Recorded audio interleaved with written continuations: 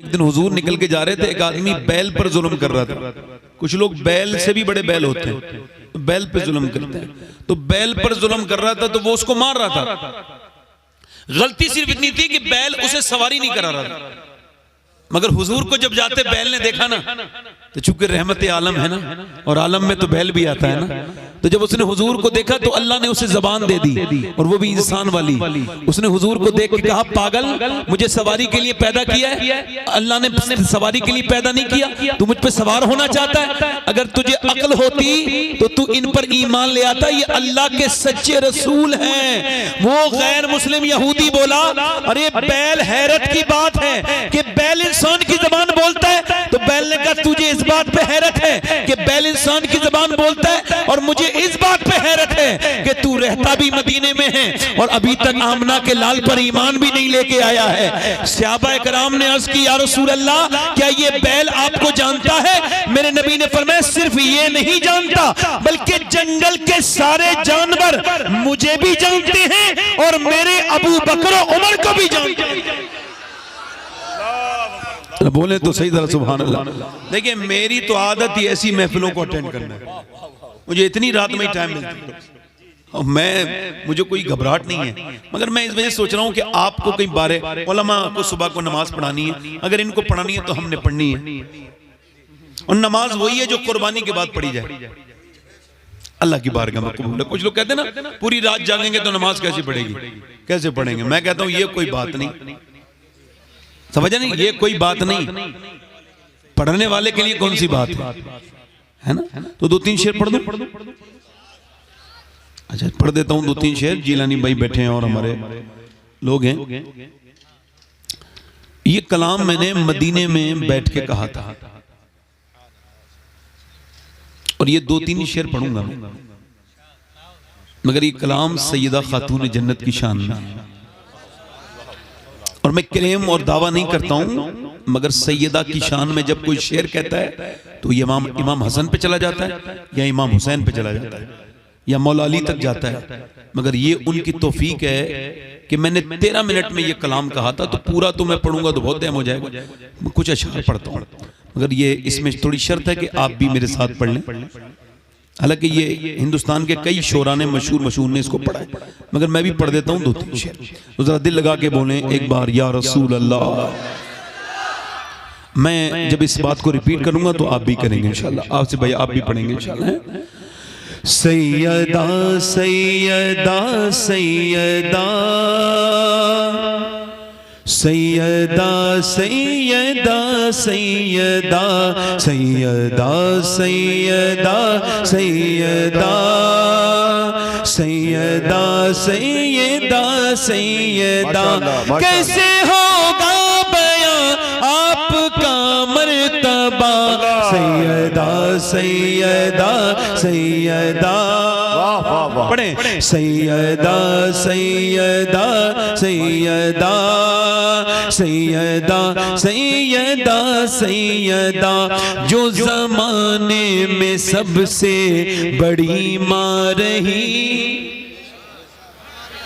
जिनके दर की, जिनके घर की तरह कोई घर ही नहीं। अरे जिनके बेटों में है मेरे ख्वाजा मोई, जिनके बेटों में है मेरे ख्वाजा मोई, उनके ही लाडले तो है गौसुल वरा। सैयदा सैयदा सैयदा सैयदा सैयदा। जिसके घर में सैयदा के नाम का नमक आता हो वो जरा पढ़ ले जरा। सैयदा सैयदा सैयदा।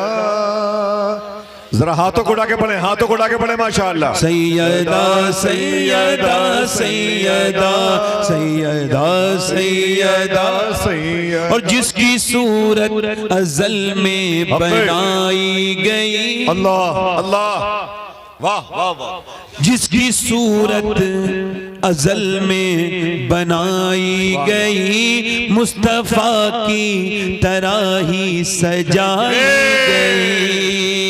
जिसकी सूरत अज़ल में बनाई गई, मुस्तफ़ा की तरह ही सजाई गई। सारी दुनिया में बेहतर जो पाई गई, सारी दुनिया में बेहतर जो पाई गई, रब का कुरान, हाँ रब का कुरान देता है जिसका पता, सैयदा सैयदा सैयदा। अगर कोई दुआ हो तो मांग लेना, बीच बीच में कबूल होगी इंशाअल्लाह। ये सैयदा का जिक्र हो रहा है, ये आम जिक्र नहीं हो रहा। पढ़े सैयदा सैयदा सैयदा सैयदा सैयदा। और ये शेर सुने, जो सरापा सखावत की तफसीर है। अल्लाह, ऐसी सखावत ना हमने कभी सुनी, ना देखी, न जानी, न पहचानी, न कभी किसी में ऐसी सखावत हो सकती है। अल्लाह। कि इमाम हुसैन के पास एक आदमी आया, कुछ अल्लाह के नाम पे मिलेगा, दाता लाहौरी लिखा है, क्या आपने फरमाया अभी तो नहीं मगर थोड़ी देर के बाद आना। माशाअल्लाह। तो वो शाम में आया तो आपके ऊंटों पर 25,000 सोने के सिक्के आए। कितने? अल्लाह। बोले तो सही जरा। हम तो भिखारी को पहले तो एडवाइस देते हैं कि भाई तुम भीख क्यों मांग रहे हो, तुम्हें शर्म नहीं आ रही? अगर उनको शर्म आती तो वो आपके पास आते। अब आपको ना देते हुए शर्म आनी चाहिए, है ना? इमाम हुसैन ने फरमाया शाम में आना, 25,000 दीनार आए सोने के सिक्के। अब वो कहने लगा फकीर मेरा तो काम बन गया, तो मैंने सोचा अगर एक भी सिक्का सोने का मिल गया तो काम तो मेरा बन ही जाएगा ना। तो इमाम हुसैन ने फरमाया भाई मेरा ये साइल बैठा है और ये इसी के नसीब के, ऊंटों को खोला ना जाए, जैसे लदे हुए हैं ना सिक्के वैसे ही लदे रहने दें, और ये सिक्के सारे आपके हैं। उसने कहा हुजूर 25,000 सोने के सिक्के ये मेरे हैं? फरमाया हाँ ये सब तेरे हैं। कहने लगे हुजूर और ये ऊँटनी, ये जो 2 ऊँटनियां हैं ये, फरमाया अब इसे भी देख के क्या करेगा, इन्हें भी बांध लेना, अपने काम में लेना। और ऊँटनी बड़ी महंगी मिलती थी। किसी ने पूछा हुसैन एक बार में फकीर को इतना देना, समझ में नहीं आया। कहने लगे मैं अपनी माँ फातिमा की वजह से दे रहा हूँ। क्या मतलब? मेरी अम्मी ने कहा था हुसैन अगर तेरे दरवाजे पे कोई मांगे और फिर कहीं और भी जाके मांगे तो फिर क्या तूने दिया? देने मांगने वाले को एक बार में इतना दे दे कि फिर वो कहीं मांगने के लायक न रहे, बल्कि वो खुद देने वाला बन जाए। अल्लाह अकबर, अल्लाह अकबर, अल्लाह अकबर, अल्लाह अकबर। जो सरापा सखावत की तफसीर है, माशाअल्लाह माशाअल्लाह। शान में जिसकी आया ततहीर है, अरे हूबहू जो मोहम्मद की तस्वीर है, हूबहू जो मोहम्मद की तस्वीर है, जिसके बेटों से ये दीन अहमद चला, सैयदा सैयदा सैयदा। आखिरी शेर। वाह वाह वाह माशाअल्लाह। मैं अपने इमाम से बड़ी मोहब्बत करता हूं तो ये शेर में आला हज़रत को लाया हूं। वाह वाह वाह। करबला जिसके कुनबे का दस्तूर है। वाह वाह वाह। इतनी रात में जो आप ध्यान से सुन रहे हैं, इस वजह से ये कलाम सैयदा की शान में। सुने अल्लाह। करबला जिसके कुनबे का दस्तूर है, जिसका हर बच्चा नूरुन अला नूर है, अरे नूर जिसके घराने से मशहूर है, नूर जिसके घराने से मशहूर है, नूर ही नूर जिसको रज़ा ने कहा, सैयदा सैयदा सैयदा। और ये मक्ते का शेर मैं पलट रहा हूँ बारगाह सैयदा से, और ये लफ्ज मेरे ज़बान पे जारी हो रहे हैं। तेरे कदमों से यूं मेरा जाना हुआ, जैसे जिंदा जनाजा रवाना हुआ। तेरे कदमों से यूं मेरा जाना हुआ, जैसे जिंदा जनाजा रवाना हुआ। सारी दुनिया से अब मैं बेगाना हुआ, सारी दुनिया से अब मैं बेगाना हुआ। अपने दर पे शबाहत को फिर से बुला, सैयदा सैयदा। वाह वाह पढ़ माशाल्लाह। ले जरा एक बार सैयदा। बस यहाँ से तकरीर शुरू कर रहा हूँ। इकबाल का एक शेर है, डॉक्टर इकबाल का। इकबाल ने कहा था कि खिरद ने कह भी दिया लाइला तो क्या हासिल, दिलो निगाह मुसलमान नहीं तो कुछ भी नहीं। वासिफ अली वासिफ फरमाते हैं निगाह का आदिल वो है जिससे दूसरे की बेटी में अपनी बेटी और दूसरे की बहन में अपनी बहन नजर आ जाए। अल्लाह निकाह का दिल वो निगाह पर इंसाफ करने वाला है। इस्लाम पाकीज़गी सिखाता है। गौसे आज़म फरमाते हैं सबसे बड़ी पाकीज़गी हाथ पैर की पाकीज़गी नहीं, निगाह की पाकीज़गी।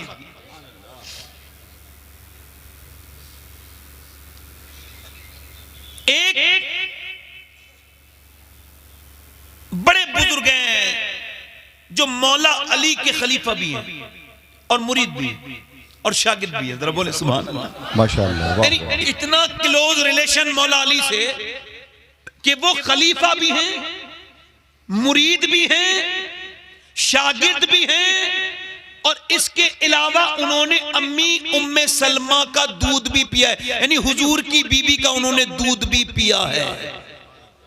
उनका एक मुरीद जो हाफिज भी है, कारी भी है, और वो खुद बयान करते हैं इमाम हसन बसरी कि मेरा एक मुरीद जो सबसे बेहतरीन हाफिज और सबसे बेहतरीन कारी था, वो बसरा में उससे बेहतरीन हाफिज और कारी कोई नहीं था। फरमाते हैं वो एक दिन मेरे पास आके रोने लगा, कहने लगा हुजूर मैं बर्बाद हो गया, मैं कहीं का नहीं बचा, मैं मुझ पे लानत बरस गई अल्लाह की। मैंने पूछा क्या हुआ? कहने लगा हुजूर बर्बाद हो गया, कुछ दुआ कर दे। मैंने कहा बता तो भाई, घबराया हुआ क्यों है, तेरे ये होश इतने खराब क्यों हैं? कहने लगे हुजूर कल से कुरान का एक लफ्ज भी याद नहीं रहा, मेरे दिल से एक एक लफ्ज कुरान का निकल चुका है। कब मुझे बता हुआ क्या था? कहने लगे हुजूर ये हुआ कि कल मैं निकल के जा रहा था दोपहर के वक्त में, एक लड़की पे मेरी बुरी नजर पड़ी, मैंने उसका पीछा किया, उसने पलट के मुझसे कहा तुझको शर्म नहीं आती?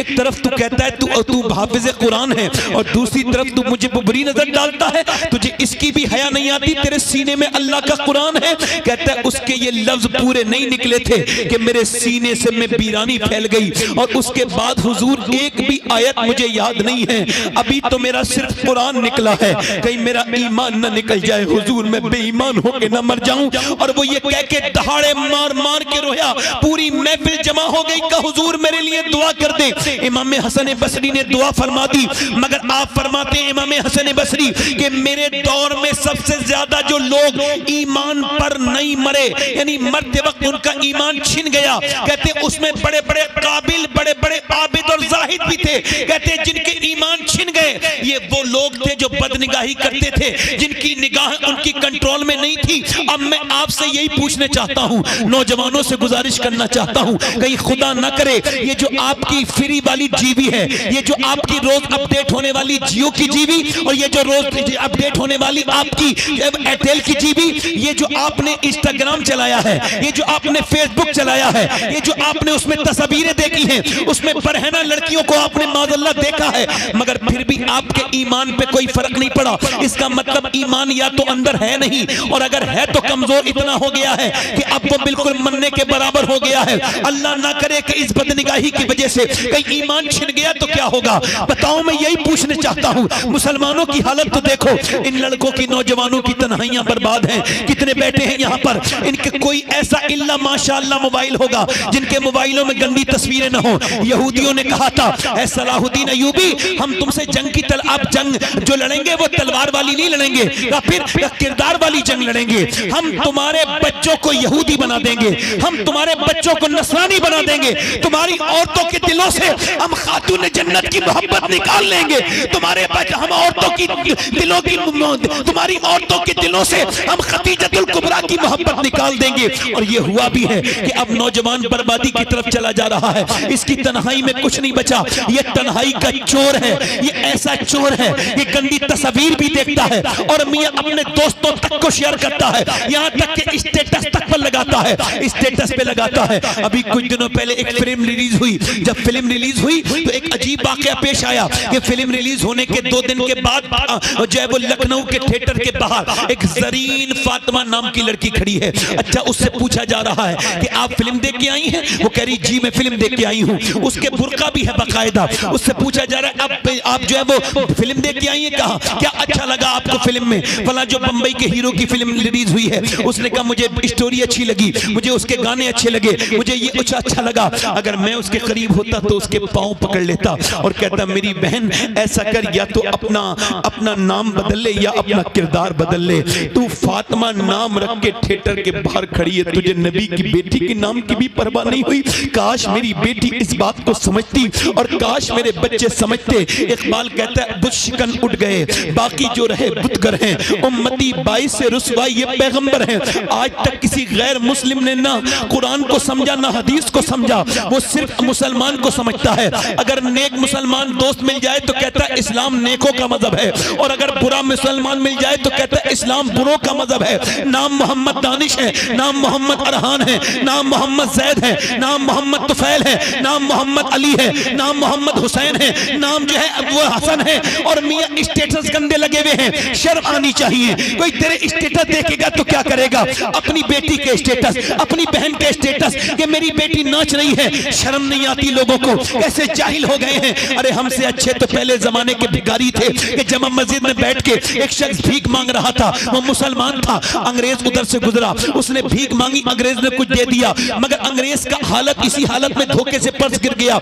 ना अंग्रेज ने देखा ना भिखारी ने, मगर भिखारी को बाद में मिल गया, उसने रख लिया, अंग्रेज तो मिला नहीं। 3 महीने तक इंतजार किया, 3 महीने के बाद अंग्रेज आया। उसने कहा बाबू ये आपका पर्स है साहब? उसने पर्स खोल के देखा, इसमें बहुत से पैसे थे। क्या ये पैसे बहुत हैं? क्या ये तूने पैसे खर्च क्यों नहीं किए? क्या तू भिखारी नहीं है? क्या तू भीख मांगता नहीं है? कह लगा तू क्या भिखारी नहीं है, मोहताज नहीं है? उसने कह लगा ठीक है मैं मोहताज हूँ, मुझे पता है कि मैं भिखारी हूँ, मगर ये पैसे क्यों नहीं लिए? कह लगे मैं भिखारी हूँ मगर बेगैरत नहीं हूँ।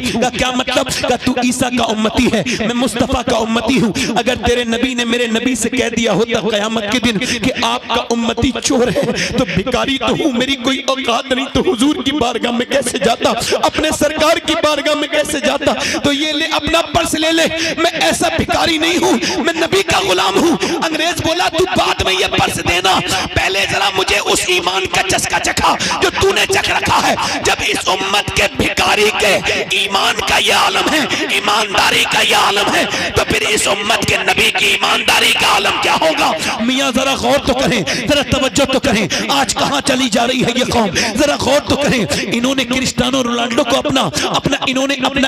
इन बच्चों ने अपना क्रिस्टियानो रोनाल्डो को अपना आइडियल बनाया है। पूरा अरब बर्बाद हो गया। जाके देखो, मैं सिर्फ एक आदमी की बात नहीं कर रहा हूं, पूरे अरब अमीरात पर, यानी कतर,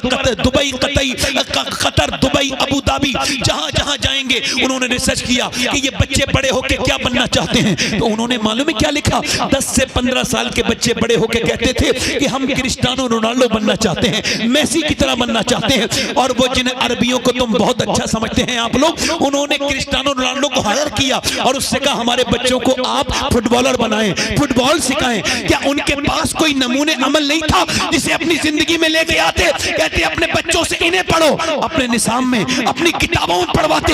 हाँ, अरे ये जो नौजवान आज स्टोरी लगाता है बंबई के हीरो की तरह, इसको पता है कि किस हीरो से मुतासिर है। तेरी कौम में तो एक ऐसा हीरा था कि किसी दुनिया की कौम को ऐसा हीरा नहीं मिला। चाहे किसी से पूछ ले, वो 10 साल रहा था मदीने में, 10 साल, और 10 साल में उसके कपड़ों पे 17 पैमत थे। पैमत तो 17 लगे थे, मगर उसमें एक करवट ली तो कैसर को बर्बाद कर दिया, दूसरी करवट ली तो किसरा को बर्बाद कर दिया। और सुनो, उसने 10 साल के अंदर 1060 शहर फतह किए, यानी एक दिन में वो 3 दिन में एक शहर को फतह करता था। उसने 10 साल के अंदर 4000 मसाजिद तामीर करवाई, यानी एक दिन में वो 3 मस्जिदें तामीर कराता था।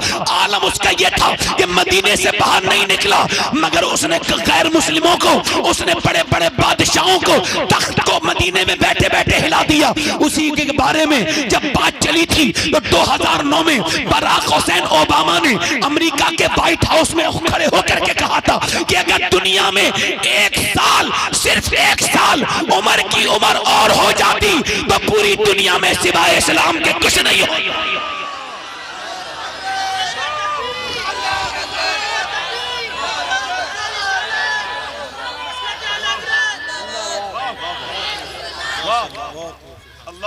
थोड़ा को कम करें भाई, हम किधर चले गए, इधर तो देखो किन लोगों के पीछे जा रहे हैं। दिल लग रहा है नहीं लग रहा है? बोलो थोड़ा और बोलूं या फिर बताएं? अच्छा मुझे तो छुट्टी दे दो, मुझे रोज तकरीर करनी पड़ती है। आज जरा थोड़ा सा मैं घर में हूं तो परेशानी ज्यादा कम हो रही। बोलूं? तवज्जो तो करें जरा, दिल लगा के बोले सुभान अल्लाह। अरे आप जो कौम अपने आइडियल को भूल गई हो, क्या तुम्हारे पास कोई आइडियल है? भाई हमारे पास आइडियल, आज मैं उनका जिक्र करता हूं आसिफ भाई के सामने पहली बार। मैं उनका जिक्र कर रहा हूं जिन्हें अब हमारे एरास में जगह नहीं मिलती। हमारी महफिल उनके जिक्र से बिल्कुल महरूम है। ढोल पीटने वाले, कव्वाली सुनने वाले पीर साहब बहुत झूमते हैं, मगर पूरे उर्स में कहीं भी सहाबा का जिक्र नहीं होता। और सहाबा रीढ़ की हड्डी हैं, आइडियल हैं। और वो कहते हैं भाई हम उनका जिक्र करेंगे नहीं, हमारा जिक्र होना चाहिए। हमारी महफिल, हमारा जिक्र, हमारी तारीफ। इमाम गजाली कहते हैं तारीफ सुनने से बड़ी बीमारी रूह की कोई दूसरी है ही नहीं। जो अपनी तारीफ सुन के खुश होता है वो दूसरों की निगाह से खुद को देख रहा होता है। बेवकूफ है वो, कभी अपनी आंख से जिंदगी पे नजर न की। वही जाबिये जो कि आम थे मुझे खा गए, ये वही जाबिये पुराने लिए फिरते हैं। वो कहते हैं जब तक मेरी तारीफ नहीं होगी मेरा उर्स कामयाब नहीं होगा। मैं कहता हूं पीर साहिब जब तक आपकी नहीं होगी उर्स कामयाब नहीं होगा, और जब तक अबू बकर उमर की नहीं होगी उर्स कबूल नहीं होगा।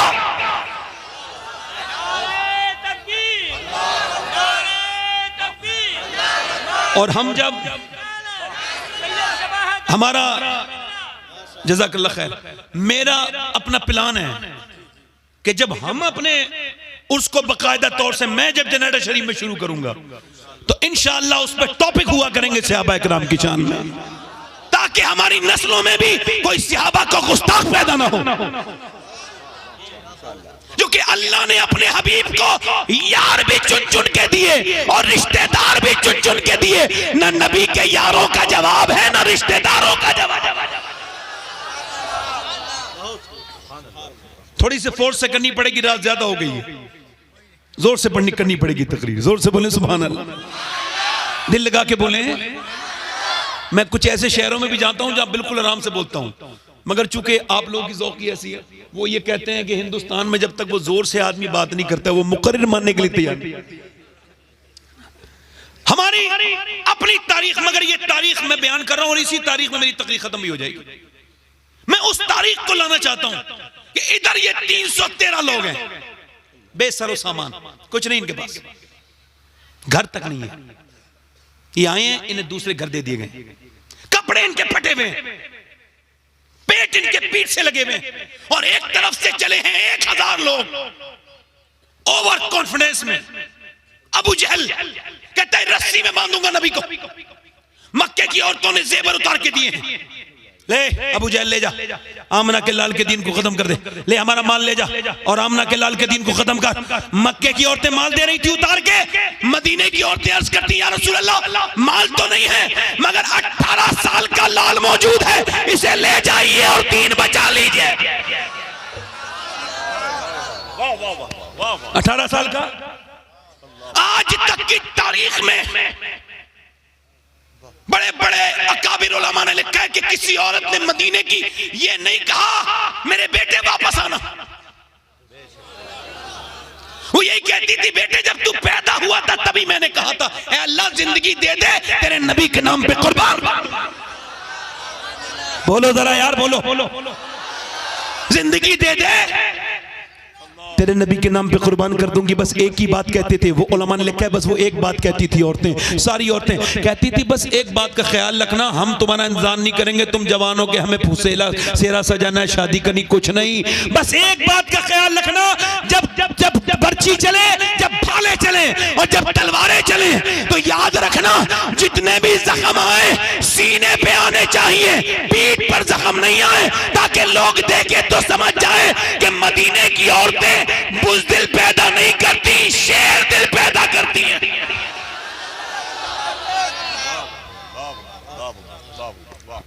मदीने की औरतों ने, मेरे नबी ने फरमाया इधर देखो, तवज्जो करो, ये बद्र क्या है? ये बद्र अल्लाह की आयत है। अल्लाह ने बद्र को अपनी निशानी कहा, कुरान में कहा गया, इरशाद फरमाया आज भी बद्र के मैदान में ये बड़े बड़े अल्फाज के साथ अल्लाह की ये आयत कोड है जली लफ्जों में, वलक़द नसरकुमुल्लाहु बिबद्रिन व अंतुम अज़िल्ला।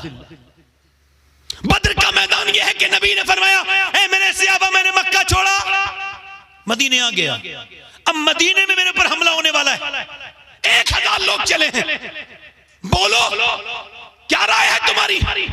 313 आए हैं और उनका हाल ये है कि उन्होंने खजूर को चूस के रोजा रखा है और शाम को खजूर को चूस के ही उन्होंने इफ्तार करनी है। वो ऐसे आशिक आके खड़े हो गए, अर्ज करते हैं या रसूलल्लाह हम चलने के लिए तैयार हैं। कमजोर कमजोर सहाबा, कपड़े फटे हुए, किसी के कपड़े पर बबूल के कांटों के बटन लगे हुए हैं और ऐसे खड़ा है सामने। मेरे नबी ने फरमाया कैसे चलोगे? सोच लिया तुमने? जी सोच लिया हुजूर। पर मैं देख लो, तुम्हारे पास 2 घोड़े हैं, उनके पास 100 घोड़े हैं, तुम्हारे पास 7 तलवारें हैं, उनके पास 1000 तलवारें हैं, चलोगे? तो सहाबा आगे बढ़ के कहते हैं या रसूल अल्लाह, कोई मूसा की उम्मत थोड़ी है जो भाग जाएगी, उम्मत मुस्तफा की है, जान दे देंगे या रसूल अल्लाह। क्या बात है, जान दे देंगे या रसूल अल्लाह। आपकी एक निगाह की बात है मेरे आका, हम तो आप पर कुर्बान होने के लिए हैं। मेरे इमाम ने कहा था हुस्न यूसुफ पे कटी मिस्र में अंगुश्त जनान, सर कटाते हैं तेरे नाम पे मर्दाने अरब। मेरे इमाम आला हजरत फाजिल बरेलवी फरमाते हैं कि वो हुस्न यूसुफ था जिस पे कुछ उंगलियां कट गई और फिर किस्सा खत्म हो गया। ये सनत तजाद का शेर है, जरा गौर तो कीजिए। कहते हैं कुछ उंगलियां कट गई, वो भी गिनती की उंगलियां थी, कट के खत्म हो गई। वो हुस्न यूसुफ था जिस पे औरतों की उंगलियां कटी, मगर इधर देखो, उधर औरतें हैं, इधर मर्द हैं, उधर उंगलियां हैं, इधर सर है, इधर मियां कट रही हैं, इधर कटा रहे हैं। कट जाना और है और कटाना और है, और उधर कट के खत्म हो गई, अब कटेंगी नहीं। इधर सिलसिला बरकरार है, हुसैन से लेके गाजी मुमताज हुसैन कादरी तक सर कटाते हैं तेरे नाम पे मर्दाने।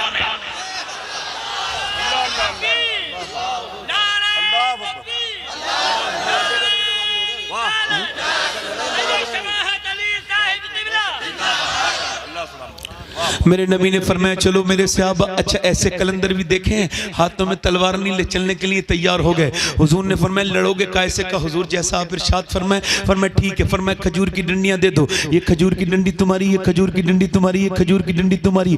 अब खजूर की डंडी लुजगुन और वो कहाँ वो ताकतवर तलवार, मगर वो हाथ में लेके कोई होपलेस नहीं हुए, नाउम्मीद नहीं हुए, बल्कि उसको वो हवा में लहराने लगे।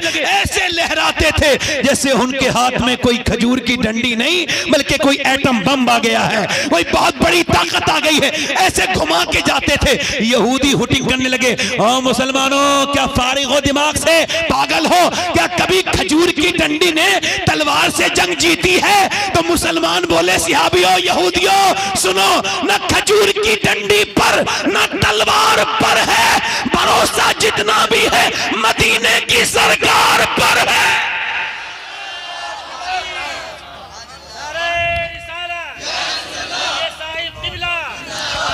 चल दिए हैं दीवाने मियाँ, बिल्कुल पेटों में खाना नहीं है, मगर बद्र के मैदान में पहुंच गए। एक तरफ ये दीवाने हुजूर के खड़े हैं। अब 313 ये जब खड़े हुए, अब वो फौज, उसने पूरी रात तो शराब पी है, पूरी रात उसने डांस देखा है, उसने औरतें उसके पास हैं, उसने काट काट के ऊंट और बकरे भून भून के खाए, और ये बेचारे खजूर की गुठलियां चूस के इन्होंने रोजे रखे हैं, और वही गुठलियां अभी जेब में पड़ी हैं, उनको चूस के फिर रोजा खत्म कर देना है। मगर ऐसे खड़े हैं, कपड़े फटे हुए हैं। अल्लाह अकबर, जरा गौर तो करें, तारीख कहती है कि ये कैसे दीवाने थे। ऐसे दीवाने किसी के कभी नहीं देखे गए। जब इनकी हुटिंग हुई, उन्होंने कहा, उन्होंने बत्तियां कसी, टौन कसे और फिक्रे कसे, कहने लगे कुफारे मक्का, ओ मुसलमानों हो, हमसे लड़ने आए हो, तुम्हें ऐसे मसलेंगे जैसे हम मक्खी और मच्छर को मसलते हैं लोग। हम तुम्हें मसल के रख देंगे, तुम्हें किसी हम छोड़ेंगे नहीं किसी लायक तुम्हें। अल्लाह अकबर। और सुनो मुसलमानों, गौर करो, जब वो ये सब कहते थे अल्लाह अकबर, तो मेरे नबी ने सर सजदे में रखा था। ये चीज आप भूल गए। मैं आपको यही बताने आया था कि सजदे की अहमियत की तरफ देखें, कि जब हुजूर ने देखा वो टौन कस रहे हैं और मेरे गुलाम कमजोर हैं, तो हुजूर ने सर सजदे में रख दिया, मेरे आका ने सर सजदे में रख दिया। अब आप परेशान हो जाते हैं तो आप मुझे तलाश करते हैं, उन्हें तलाश करते हैं, इसे तलाश करते हैं। आपको हुजूर ने अकेला नहीं छोड़ा था, सजदा दिया था। अगर बेटी की शादी नहीं हो रही तो क्यों किसी के पास जा रहे हो? अपने घर में मुसल्ला बिछाओ, मेरा दामन आज भी पकड़ लेना, कयामत के दिन भी पकड़ लेना, बल्कि मुझे तुम बीच चौराहे पे खड़े होकर झूठा कह देना। एक बार जितना लोगों के सामने रोते हो ना, इतना अपने रब के सामने रो के देखो। अगर तुम्हारी बात न बन जाए तो कहना, उसके सामने झुक के तो देखो। कभी बेटी की शादी ना हो रही हो तो उसके सामने झुको, रिश्ता नहीं हो रहा तो उसके सामने झुको, पूरा घर झुके। तुमने झुकना ही छोड़ दिया, तुमने सजदे करने ही छोड़ दिए। क्या सजदे को कोई चीज रिप्लेस कर सकती है? नहीं। मेरे नबी ने आज सजदा किया है, और ये हासिल है तकरीर की मेरी ये बात कि मेरे नबी ने सजदा किया है। हजरत सैयदना अबू बकर सिद्दीक कहते हैं कि मैंने हुजूर को जितना उस दिन रोते देखा, इतना कभी रोते नहीं देखा। सरकार की चादर मुबारक नीचे को आती है और उसके बाद पीठ पे आती है, पीठ से नीचे को गिर जाती है, मैं ऊपर उठा के रखता हूँ। नबी पाक की आंखों से जो आंसू गिर रहे हैं, उससे बद्र की रेत भीगती चली जा रही है। मेरे नबी की आंखों से आंसू गिरते हैं। मेरा इमाम कहता है, आंखें रो रो के सुजाने वाले, जाने वाले नहीं आने वाले। आंखें कुछ कहती हैं तुझसे पैगाम, ओ दरे यार के जाने वाले, हुस्न तेरा सा न देखा न सुना, कहते हैं अगले जमाने वाले। और साथ ले लो मुझे, मैं मुजरिम हूँ, राह में पड़ते हैं थाने वाले। मेरे नबी ने अपनी मुबारक आंखों से आंसू बहाने शुरू किए हैं। मेरा इमाम, कौन सी आंखें जिस तरफ उठ गई दम में दम आ गया। उस निगाहे इनायत पे लाखों सलाम। लब हिल रहे हैं, कौन से लब? पतली पतली गुले गुस्स की पत्तियां, उन लबों की नजाकत पे लाखों सलाम। तबती हुई रेत है, मुस्तफा जाने रहमत अर्ज करते हैं, मालिक मैंने जो मक्के में तकलीफें बर्दाश्त की, जो मक्के में मैंने तकलीफें उठाई, जो मेरे ऊपर पत्थर मारे गए, जो मुझे परेशान किया गया, जो मक्के में मेरी गर्दन दबाई गई, जो मेरे ऊपर ऊंट की ओजड़ियां रखी गई, जो मंडियों में मुझ पर गालियां दी गई, जो मुझ पर भत्तियां कसी गई, और जो शेबे अबी तालिब में मेरी बेटियां भूखी रहीं। मेरी बेटियों ने 9 दिन के बाद पेड़ के पत्ते खा के अपनी जान को बचाया। अल्लाह के रसूल की बेटी एक दिन इतनी भूखी हो गई थी, चारों बेटियां, कि उनके मुंह से आवाज नहीं निकलती थी मक्के में। सही मेरे आका ने पूछा, क्या हुआ खतीजा? खतीजतुल कुबरा रो दी। क्या हुआ खतीजा? अल्लाह के रसूल, अपना गम बर्दाश्त है, मगर आपकी चारों बेटियां इतनी भूखी हैं, उनकी आवाज नहीं निकलती है। किसी ने फिर ला करके हुजूर को नजराने में पेड़ के पत्ते दिए। नबी ने वो पेड़ के पत्ते अपनी बेटियों को खिलाए। हुजूर आज अर्ज करते हैं, मालिक जो मेरी बच्चियों ने पेड़ के पत्ते खाए हैं मक्के में, और जो मेरे ऊपर मारे गए हैं पत्थर ताइफ के मैदान में। नौजवानों, कभी ताइफ को याद किया करो। आपके और मेरे नबी ताइफ गए, 80 किलोमीटर सफर करके ताइफ, मक्के से ताइफ 80 किलोमीटर दूर गए। हुजूर के ऊपर पत्थर मारे गए, और पत्थर भी कितनी दर्दनाक मारे गए कि हुजूर एक पांव उठाते थे तो दूसरे पांव पे मारते थे, दूसरा पांव उठाते थे तो पहले पांव पे मारते थे, और मेरे नबी बैठ जाते थे तो उठा उठा के मारते थे। और मालूम है कितने पत्थर मारे? बहुत जोर जोर से ऐसे पत्थर मारे कि पिंडलियां फट गई मेरे हुजूर की। आप इसका अंदाजा करो कि पिंडलियां कैसे फटती है, पिंडली कैसे फटती है, कितनी जोर से मेरे सरकार के उन्होंने ऐसे पत्थर के लहूलुहान हो गए मेरे हुजूर। ज़ैद बिन हारिसा ने हुजूर को गोद में उठाया। अल्लाह अकबर, मेरा पैगंबर, मेरा रसूल, मेरा आका आज दुहाई दे रहा है, मेरे रब, वो जो मैंने पूरी जिंदगी मेहनत की, वो जो मैंने एक एक करके दिन का जमा किया है ये 313 मेरी पूरी जिंदगी की कमाई है। ये मेरा अबू बकर, ये मेरा उमर, ये मेरा अली, ये मेरा बिलाल, ये मेरा बिलाल, ये मेरे अमीर हमजा, ये मेरी पूरी जिंदगी की कमाई है। अगर ये आज मिट गए ना, जिनके हाथ में खजूर की डंडियां हैं, तो कयामत तक तेरा कोई नाम लेने वाला नहीं होगा। मैंने पूरी जिंदगी जो मेहनत की है, तो ये मेरे गुलाम तैयार हुए हैं। मेरे मालिक अगर ये मिट गए और फिर अर्ज करते हैं मालिक जरा देख तो मेरे गुलामों को देख तो, अपने बंदों को, कोई ताकत नहीं है इनके पास, कोई ताकत नहीं है, मगर ये भूखे प्यासे हैं, खजूर की डंडी लेके तेरे नाम पे निकले हैं। अगर तूने इनकी मदद न की तो कोई कयामत तक तेरे नाम पे नहीं निकलेगा। मेरे नबी इतना रोए कि मेरा इमाम कहता है इजाबत का सेहरा, इनायत का जोड़ा दुल्हन बन के निकली दुआए मोहम्मद। ऐसे रोए हैं, ऐसे रोए हैं कि जब मेरे नबी ने असर उठाया है अचानक मुस्कुराए हैं। अबू बकर सिद्दीक कहते हम खुश हुए। नबी ने फरमाया अचानक हवा चली। मौला अली कहते मैंने हुजूर ये कैसी हवा है?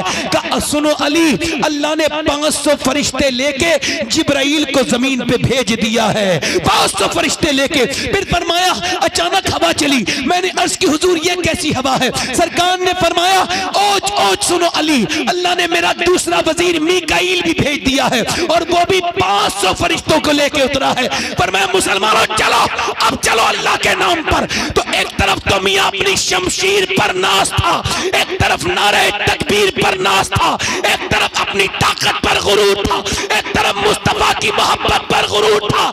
इस पार्टी को बड़ा बड़ा गुरूर था कि इस पर माल है, मगर सहाबा को यह गुरूर था कि उनके सामने आमना का लाल है।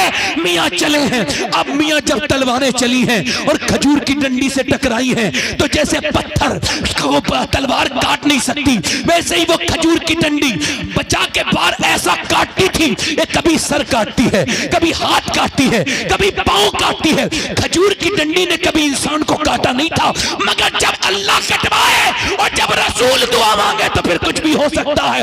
ऐसा काटा कि कटते गए और भागते गए।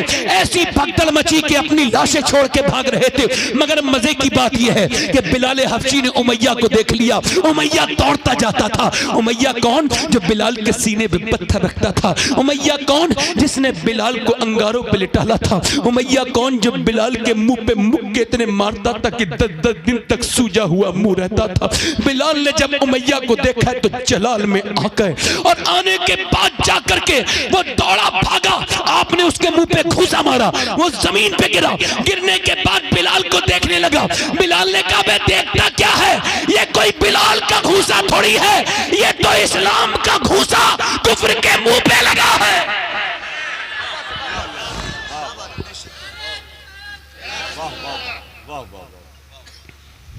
70 काफिर मारे गए। कितने? और 35 मारे 312 सहाबा ने, और 35 अकेले हजरत अली ने मारे।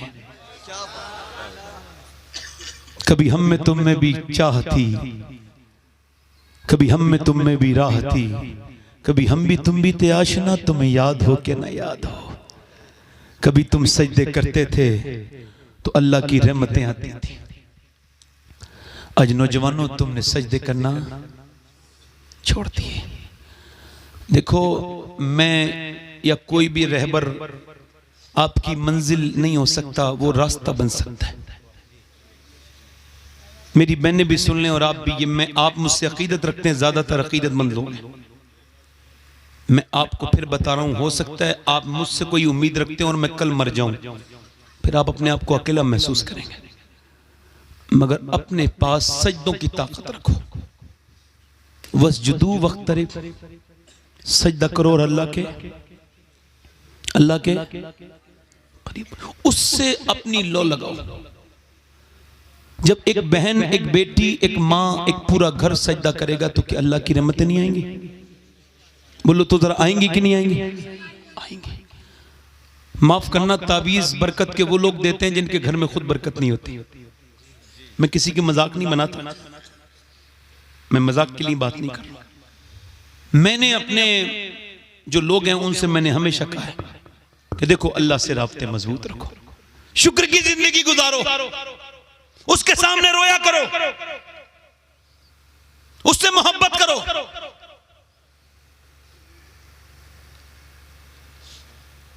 ये अजमत वालिदैन प्रोग्राम है ना, अल्लाह ताला हाजी साहब की मगफिरत फरमाए।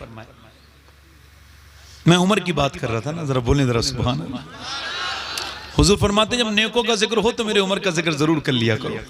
फरमाते हैं मेरे उम्र का जिक्र किया करो। फरमाती है अम्मी आयशा, उम्र का जिक्र जहां होता है ना वह इंसाफ का जिक्र होता है, और जहां इंसाफ का जिक्र होता है वहां परवरदिगार का जिक्र होता है। आखिरी बात कर रहा हूं, उमर कोई आम आदमी नहीं था, ठीक है, अभी तक पैदा नहीं हुआ उमर की तरह, और पैदा होगा अभी। आखिरी बातें कर रहा हूं, सुन ले। दिल लग रहा आप लोगों को? नहीं लग रहा? देखो मेरा तो अब लग गया, अगर आप कहोगे तो मैं 1 आध घंटा और भी बोल सकता हूं, मगर मैं सिर्फ 10-15 मिनट में तकरीर खत्म कर रहा हूं, क्योंकि हमने कहा था कि 1 बजे हम सलाम पढ़ लेंगे, और मैं बड़ा पाबंद इंसान हूं, हम बात अपनी कर रहे हैं। आज बड़े अजीज लोग मुझे मुयस्सर हैं। उमर फारूक आजम, मतलब एक तो होता है वो आदमी जिसको बड़ा चाव होता है कि जो मुझे ट्रीटमेंट मिले, है ना। एक जगह मैं तकरीर कर रहा था तो पीर साहब आ रहे थे, तो वो नारे वारे लगवाते हुए आ रहे थे, 10-5 लोग अपने साथ लेके भी इधर उधर। तो मैं चूंकि तकरीर कर रहा हूं तो मैं डिस्टर्ब हो जाऊंगा ना, तो मैंने कहा भाई देखो ये नारे ना लगाओ, हजरत आएंगे हम इस्तकबाल कर लेंगे। तो मेरे मुझसे ऐसे नाराज हुए कि आज तक नाराज है।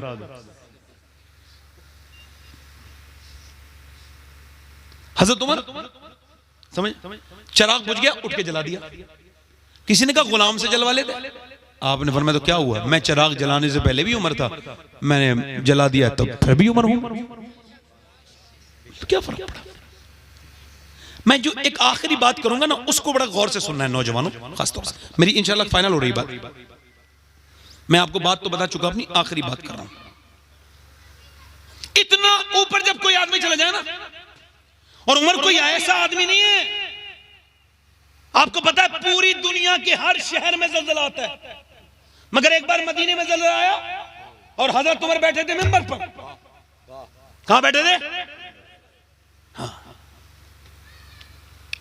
आपने जब जमीन हिलती देखी तो रोने लगे, कहने लगे शायद मैं जमीन पे इंसाफ नहीं कर रहा हूं, जो ये जमीन हिल रही है। इतना कहना था, जमीन साकिन हो गई, ठहर गई, और 1400 बरस हो गए, दुनिया में सब जगह भूकंप आया, मगर आज तक मदीने में ज़लज़ला नहीं आया है।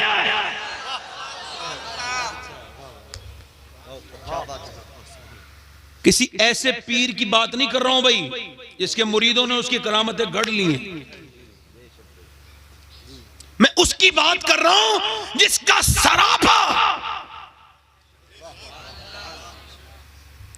अरे यार, और जितने सहाबा हैं ना वो हुजूर के मुरीद हैं, और उमर को हुजूर ने मांगा है, ये उमर हुजूर की मुराद है,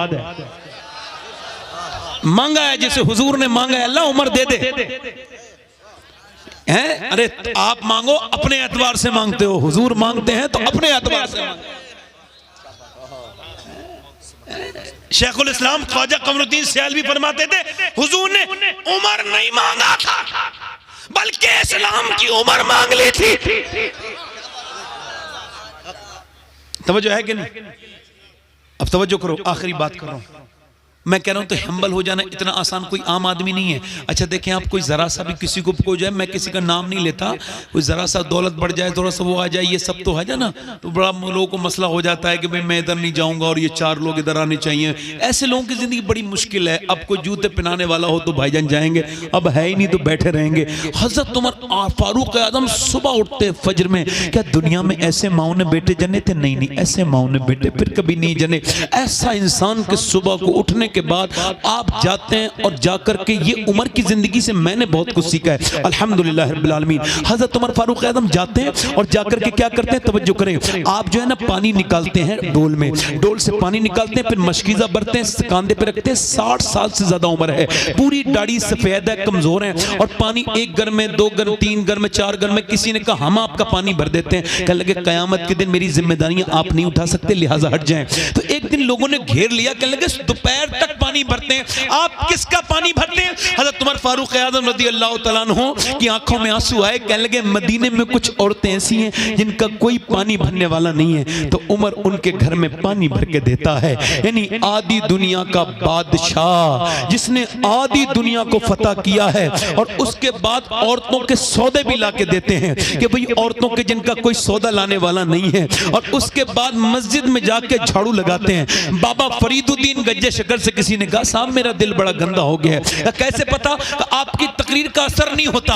अब जैसे मेरी तकरीर का असर नहीं होगा ना, तो लोग ये कहेंगे मौलाना तकरीर ठीक नहीं कर पा रहे थे। पहले के लोग अपने आप को देखते थे, आज के लोग हम लोगों को देखना शुरू कर देते हैं माजरत के साथ। अब जरा तवज्जो करें, हज़रत सैयदना बाबा फरीद से कहा मेरा दिल गंदा हो गया, और मैं तो फिर ऐसा कर मस्जिद की झाड़ू लगाया कर। तो हुजूर मस्जिद की झाड़ू से मेरे दिल का क्या ताल्लुक है? का ताल्लुक है तू अल्लाह का घर साफ कर, अल्लाह तेरा दिल साफ कर देगा, तेरा दिल साफ कर देगा। अल्लाहु अकबर। मौलाए कायनात मौला अली पूछा गया दिल के साफ होने की अलामत, दिल के साफ होने की अलामत बताइए या अली।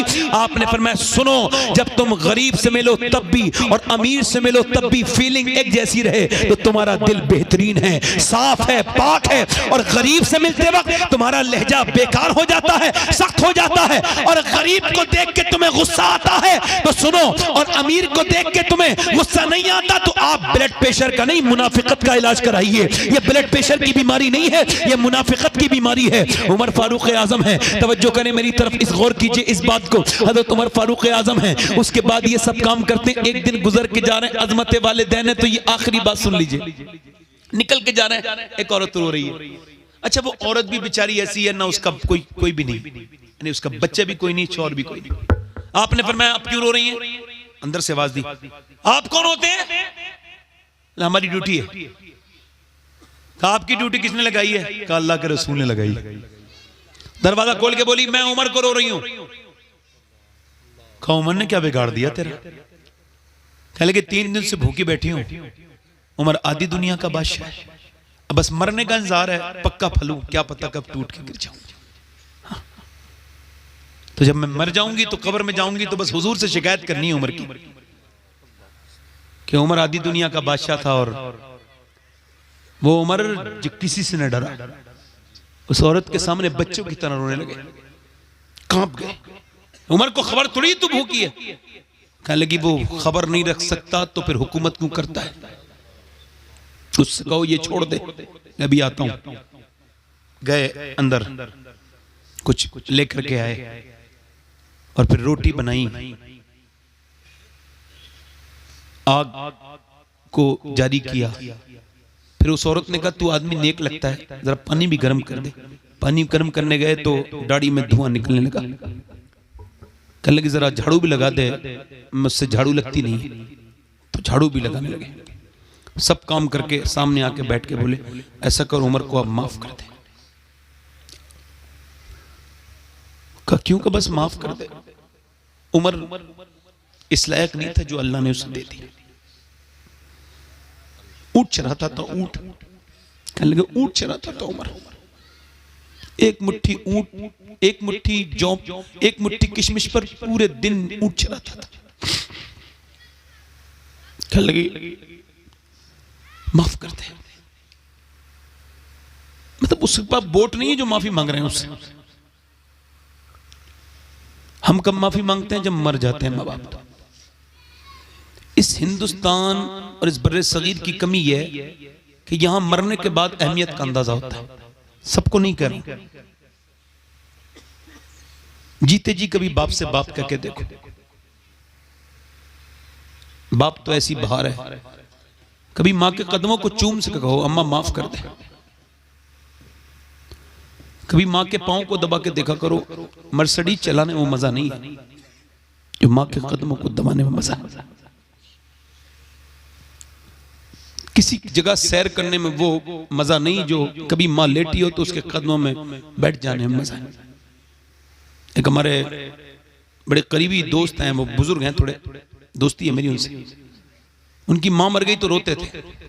बच्चों ने फोन किया आप समझा दीजिए, आपको बड़ा मानते हैं। मैंने कहा भाईजान क्यों रोते हैं?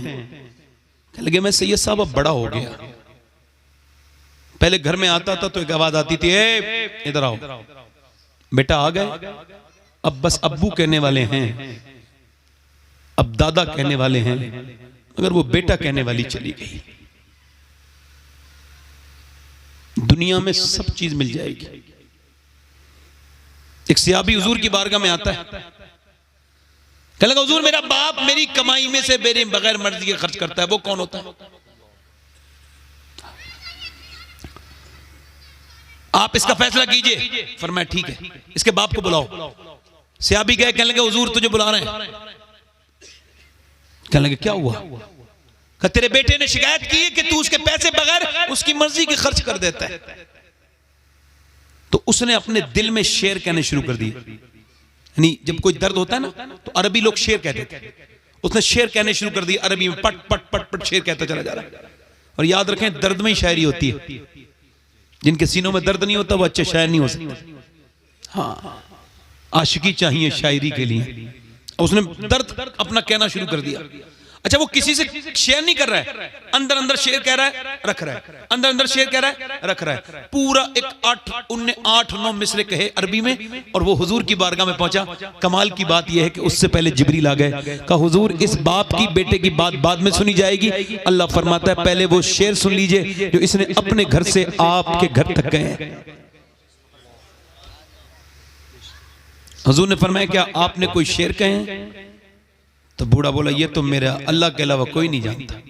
फरमाया अल्लाह ने मुझे बताया है। तो हुजूर ने फरमाया बताना कौन से शेर कहे? कहा हुजूर रहने दीजिए।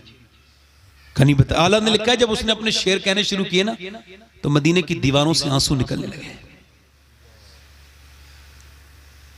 हुजूर ने फरमाया बताना क्या शेर कह के? उसने पहला शेर जो कहा उसका मफहूम ये था या रसूलल्लाह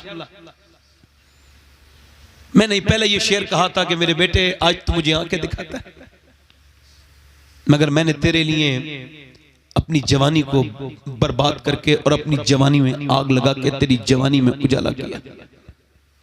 मैंने परदेस काटे, मैंने कितनों की गालियां सुनी, कैसी कैसी जगह मजदूरियां की। मैं रात को आता था तो छुप के तुझे देखता था, तू सो जाता था देर रात तक, तो मैं तुझे उठाता नहीं था मगर प्यार कर लेता था मेरे लाल। जब तू रात को बीमार होता था तो तेरी माँ का और मेरा दिल धक धक धड़कता था कि हमारे बेटे को कुछ होना चाहिए, ये मर ना जाए। तो सुबह लेके भागते थे, रातों को भागते थे। मैं ऐसा लगा तुझ में कि मैंने अपने जज्बात खत्ल कर दिए, जज्बात अपने खत्ल कर दिए। बच्चों का सोचा, मैंने अपनी खुशियां कुर्बान कर दी। मैं दौड़ता रहा और मैंने ये नहीं सोचा कि मैं क्या कर रहा हूं। तू जवान हो गया, मैं बूढ़ा हो गया, मैं बिल्कुल जो है वो मैं पेड़ की तरह मुरझा गया, तू तने की तरह खड़ा हो गया। मगर जब तू बड़ा हुआ ना बेटे तो मेरे दिल में ख्याल था तू मेरी बुढ़ापे की लाठी बनेगा, मगर तूने मुझे बहुत बुरा सबक, तूने मुझे बहुत बुरा अजर दिया। आज तू मुझे गुलामों की तरह बुलाता है। या रसूलल्लाह मेरा दिल फटने को आता है इसकी ये बात सुन करके। या रसूलल्लाह मैं आपसे पूछता हूँ, मैं इसका बाप हूँ, पूरी जवानी लगा के इसके साथ ये किया, तो क्या मैं इसके माल का मालिक नहीं? मेरे नबी पाक ने उसका गिरबान पकड़ लिया उसके बेटे का और फरमाया तू मुझसे ये पूछने आया ना कि तेरे बाप का हक है नहीं? तेरी जान तेरा माल, इतना तू हकदार नहीं अपनी जान माल पर जितना तेरा बाप हकदार है। तेरा बाप हकदार है। ये बाप चला जाएगा ना तो कल देखना कोई फिर मिलेगा नहीं। ये दूसरा दुनिया में कोई बाप दूसरा नहीं मिलता बाप के होते हो। जी हमने तो इसका एहसास किया है। मैंने आज से 22 साल पहले मेरे वालिद का विसाल हुआ और मैं ये सोचता हूँ कि बताएं सब जगह तकरीरें होती हैं और सब लोग सुनते हैं, काश कि वो भी एक तकरीर सुन लेते मेरे वालिद तो कम से कम उनके दिल को सुकून हो जाता। अजय मुझे बताएं एक माली ने पेड़ को लगाया है, मौसमों से बचाया है और पेड़ जब बड़ा हो गया और जब वो फल देने लगा ना तो फिर माली चला गया। तो अब वो माली चला गया, अब वो पेड़ जो है ना वो फल देता है मगर वो बहुत उदास है, वो बहुत किसी को ढूंढता है। वो पेड़ कहता है मेरे फल सब खाते हैं मगर जिसने मुझे बचाया था सर्दियों से गर्मियों से मौसमों, मेरा माली चला गया। अब पेड़ फल भी देता है तो वो उदास रहता है, उसको वो सब अच्छा नहीं नहीं लगता। वो कहता है भाई वो भी तो एक बार फल खा लेता, जिसने ये इसकी नींव रखी थी। बाप बाप होता है, एक बार चला जाए तो दूसरी मर्तबा दूसरा कोई नहीं मिलेगा। ये माँ बाप अल्लाह की नेमतों में से बड़ी नेमत है, इनकी कदर करें। और उमर की आखिरी बात बयान करके अपनी तकरीर को फुल्ली स्टॉप कर रहा हूं कि उमर के कपड़ों में 17 पैमद थे और लोगों ने शिकायत कर दी और अम्मी आयशा के पास जाकर के, अम्मी आयशा आप उमर से कह दें, लोग उसका मजाक उड़ाते हैं, आधी दुनिया का बादशाह है और उसके कपड़ों पे 17 पैमद लगे हुए। अम्मा आयशा ने बुलाया, ओए उमर आप ये बताएं अगर अल्लाह पैसे दे तो कपड़े पहनने को बुरा बात तो नहीं? कहा नहीं। कहा तो फिर एक जोड़ी कपड़े बना ले, गैर मुस्लिम आते हैं यहूदी नसरानी तेरे कपड़ों की मजाक उड़ाते हैं, लोगों को अच्छा नहीं लगता। अम्मी आयशा से कहने लगे उसका नाम बताएं जो आपके पास आया था, उससे पूछूंगा मेरी जाती जिंदगी में उसने दखल क्यों दी, क्यों मेरे दिल को दुखाया। और आप ना कहें मेरी माँ, आप जो कहेंगी उमर वो पहन लेगा, मगर ये कपड़े ना उतरवाएं। कहा क्यों? कहा ना ना ये कपड़े ना उतरवाएं। कहा क्यों ना उतरवाऊं? कहा बस ये कपड़े पैमद वाले पहने रहने दे, ये कपड़े जब पहनता हूं तो मुझे अपने दोस्त अबू बकर याद आते हैं, मुझे अपने सरकार याद आते हैं, मैं अपने नबी को अभी भूला नहीं। पहले बता हफ्सा, उनकी बेटी थी, हुजूर की बीबी थी, उनसे कहने लगे अपनी बेटी से बता हफ्सा तू बता कभी नबी गर्म तक के बिस्तर पे सोए हैं? कहा नहीं। कभी नबी ने 2 सालन खाए हैं? कहा नहीं। कहा उमर ने भी कभी नहीं खाए, कभी उमर भी नहीं सोया, मुझे हुजूर आज भी याद है। कहते हैं उमर मैंने हुजूर को गुठलियां चूस के पानी पीते हुए देखा है। अम्मा आयशा फरमाती जब बहुत ज्यादा भूख बढ़ती थी ना तो पेट से पत्थर जब आता था बनने के लिए, हुजूर जब पेट पे पत्थर बांधते थे ना तो जरा इस संजीदा बात को सुन लेना, जब पत्थर बांधते थे ना तो ऐसे हाथ उठा लेते थे और कहते थे अल्लाह मेरी उम्मत कभी भूखी ना मरे, मेरी उम्मत कभी भूखी ना मरे। यानी तुम जो आप बैठे हो ना, आप हुजूर की दुआओं में शामिल हो, आज समझो या मरने के बाद समझो, आप कोई आम लोग नहीं हो। याद रखना तुम्हारे लिए नबी पाक ने दुआएं मांगी हैं और वो भी इतनी कि कोई किसी को इतना नहीं चाह सकता। मेरे आलात फरमाते हैं कब्र में भी हुजूर उम्मत के लिए दुआएं कर रहे हैं, आज भी कब्र अनवर में। और जब उठेंगे तो हुजूर सर सजदे में रखेंगे, कयामत के दिन अर्ज करेंगे बेशक मुजदा शफात का सुनाते जाएंगे, आप रोते जाएंगे हमको हंसाते जाएंगे। जिसने पेट में पत्थर बांधे उसे उमर नहीं भूला, मगर तुम्हारी शादियों ने भुला दिया। तुम्हारी शादियों में नाच गाने डीजे अपने नबी को भुलाना है। बोलो मेरे भाइयों, तुम्हारे घरों में बेपर्दगियां, तुम्हारी बहनें बेटी बे क्या, किस बात पे मैं गुफ्तगू करूं और किसको छोड़ दूं, क्या कहूं? बस यही कहूंगा कि हुजूर पर कम से कम 100 बार तो दुरूद पढ़ लिया करो, अपनी जिंदगी में लाओ। जिंदगी ये सभी के लिए नहीं है, ताजु शरिया फरमाते जिंदगी ये नहीं है सभी के लिए, जिंदगी है नबी की, नबी के लिए। इस अच्छा मुझे बताओ नौजवानों, आखिरी बात कर रहा हूं, कब्र में गए ठीक है और हुजूर आएंगे, कौन आएंगे बोलो? अच्छा तो उन आंखों से हुजूर को देख लेंगे जिनसे गंदी फिल्म देखी थी? ये सवाल है। मौत ने कभी किसी से ओटीपी फील नहीं करवाई। हाँ। मौला अली से पूछा गया कि हजरत आदम अलैहिस्सलाम से वो खता क्यों हो गई थी, वो जो खता इज्तिहादी है कैसे हो गई? मौला अली फरमाते हैं कि वो जब आदम जन्नत में थे ना अलैहिस्सलाम, तो कहते हैं मौत उनके ऐसे करके सामने रहती थी, अल्लाह की मशीयत थी। वो मौत एक दिन पीछे को चली गई पीट के और जिंदगी की उम्मीद सामने आ गई और वो खता हो गई। यानी जिंदगी की उम्मीद गुनाह कराती है आदम की औलाद से। आज हाजी साहब का विसाल हुआ है, कल हम लोग मर जाएंगे। ज़ौक़ ने कहा था दुनिया ने किसका राह फना में दिया है साथ, तुम भी चले चलो जब तक चली चले। मैंने 17 साल के लड़के को जब अपने हाथों से दफन किया था ना, तो गुस्ल भी दे रहा था मैं, तो उसके जो सर था उसमें मेरी उंगली चली गई और वो पोस्टमार्टम हो गया था, तो वो उसमें मेरी उंगली में खून निकल गया, मैं रोने लगा। एक साहब बोले सैयद साहब क्या तकलीफ हो रही है? मैं कहा नहीं, पोस्टमार्टम जो क्या है। और मैं मुनाफिक नहीं, मुसलमान हूँ, इत्तेफाक ये है। हुजूर फरमाते हैं कि जब मुसलमान जब हाथ पकड़ता है ना गस्साल मुर्दे का, तो जरा नरमी कर, जरा आराम से, तेरे उठाने से बड़ी तकलीफ होती है। नहीं वो कपड़े उतारता है उसको तकलीफ होती है, और वो जो पूरी जिस्म उतार देता है, फाड़ के फेंक देता है शराब पी के, उस वक्त कितनी तकलीफ होती होगी। जब वो मुर्दा घर में जब वो चीरते हैं पोस्टमार्टम वाले, किसी पोस्टमार्टम जिनके हुए उन्हें पता नहीं था हम मरेंगे तो पोस्टमार्टम होगा, मगर सोचे तो ऊपर से लेकर नहीं। मैंने एक पोस्टमार्टम देखा था, तब से अब तक कोई मुझे ज्यादा दिलचस्पी रही नहीं चीजों में, और बहुत ज्यादा मैं सब कुछ समझता कुछ नहीं। यहां से फाड़ दिया, सूजे से सिया है। अल्लाह की बारगाह में दुआ है, ऐ अल्लाह दिन रात सफर में रहता हूं, बस पोस्टमार्टम वाली मौत से बचा लेना, बचा लेना। मौत सख्त है, मौत बहुत सख्त है, देगों में उबालने से भी ज्यादा सख्त है। अपने रब से तौबा कर लो। हाँ, मौला अली ने कब्रिस्तान के बराबर में घर बनाया था। कहते हैं कि मुर्दों के पास बैठता हूं तो अल्लाह की याद दिलाते हैं, दुनिया वालों की तरह नहीं है जो गीबत की महफिलें करम करें। मुर्दों के पास बैठो, जिंदा हो जाओगे भाइयों, तौबा कर लो। नौजवानों, एक आखिरी रिवायत यह है कि किफल नाम का लड़का था, हर रात नई लड़की के साथ बदकारी करता था। और बदकारी एक ऐसी चीज है, ये मुकाफाती अमल है, जो करता है उसके तरफ पलटती है, ये बदकारी। और हुजूर फरमाते हैं जिसने गैर औरत को हाथ लगाया है उसने ऐसा किया जैसे जहन्नम के अंगारे को हाथ लगा दिया। फरमाते हैं हुजूर, सूअर से जिस्म का लगना इतना बुरा नहीं जितना गैर औरत से जिस्म का लगना बुरा है। एक हदीस फरमाते हैं, हदीस कुस्सी, अल्लाह फरमाता है महबूब मैं अगर जानी को माफ भी कर दूं ना और जन्नत भी दे दूं तो जन्नत में अपना दीदार नहीं करूंगा। यानी जो जिना करेगा उसे अल्लाह अपना दीदार नहीं करेगा, इतना नाराज है। हाँ, कितनी बेहयाई है ये। हुजूर फरमाते किफल नाम का लड़का रोज नई लड़की बुलाता था।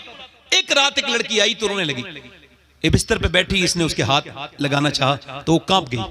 मैंने कहा ए, मेरी रात खराब कर रही है, पैसे नहीं मिले तुझे? कहा पैसे तो मिले हैं मगर सब कुछ पैसे नहीं होते, तू क्या जाने, मेरा बाप मर गया, बहन भाई भूखे हैं और उनकी भूख की वजह से जिस्म बेचने आई हूं। कहा फिर डर किससे रही? अल्लाह से, मेरा मालिक मुझे माफ कर दे। और फिर वो फूट के रोई, मालिक देख तू गवाह रहना, आज गुनाह भी कर रही हूं तो मजबूरी में, छोटे छोटे बहन भाई भूखे, मुझे माफ कर देना। हुजूर फरमाते हैं ऐसी फूट के रोई, उसके आंसुओं से दिल उसका धुल गया, किफल का। वो रोया और बोला जा मैंने तुझे अपनी बहन बनाया, ये पैसे ले जा, तूने मेरी आंख खोल दी। वो उधर गई, ये जो है ना सजदे में गिर गया और कहने लगा मालिक अगर मेरे जैसा कमीन कोई नहीं तो तेरे जैसा रहीम भी कोई नहीं है। अगर मेरे गुनाहों की कोई हद नहीं है तो तेरे कर्म की भी कोई हद नहीं है। अगर मैंने पूरी रातें, मैं रात काली करने वाला इंसान, मुझे पूरी जिंदगी हो गई बदकारी करते करते, मगर मैंने कभी सोचा नहीं कि तू मुझे देख रहा है। मेरी हर हरकत पे तेरी नजर है, मेरी सांसें जो चलती हैं वो तेरी मर्जी से चलती हैं, मैं सिर्फ तेरी मर्जी से जिंदा हूं। मैं अपने आप को बहुत बड़ा समझ रहा था, मुझको माफ कर दे मालिक। हाँ अगर मेरे ऐबों की हद नहीं है तो तेरे सत्तार होने की हद नहीं है। ऐसा रोया कि उसका दिल जो है ना वो ऐसा रोया कि दिल का दौरा पड़ के मर गया। कोई बंदा तेरे दर पे जो आंसू रोल देता है, मेरे मौला दरे तौबा तू उस पर खोल देता है। वो तो मर गया, सुबह को जनाजा उठाने वाला नहीं मिलता था, दोपहर हो गई, इसका जनाजा कौन उठाएगा? बदकार है, बेहया है, इसका जनाजा कौन उठाएगा? कोई नहीं उठाता था। अल्लाह ने फरिश्तों को भेजा, इसके दरवाजे पे बड़े बड़े लफ्जों में लिख के गए हैं इन्नल्लाह कद गफर अल किफले। ये जो किफल है ना इसको अल्लाह ने बख्श दिया है। क्यों बख्श दिया है? क्योंकि ये अल्लाह को अल्लाह मान चुका था। इसने 2 आंसू बहा दिए थे उसके सामने। वो यही तो कहता है मेरे बंदे कितने भी गुनाह कर, जमीन आसमान से ज्यादा तेरे गुनाह हो जाएं, फिर भी बस इतने आंसू कि तेरी आंख से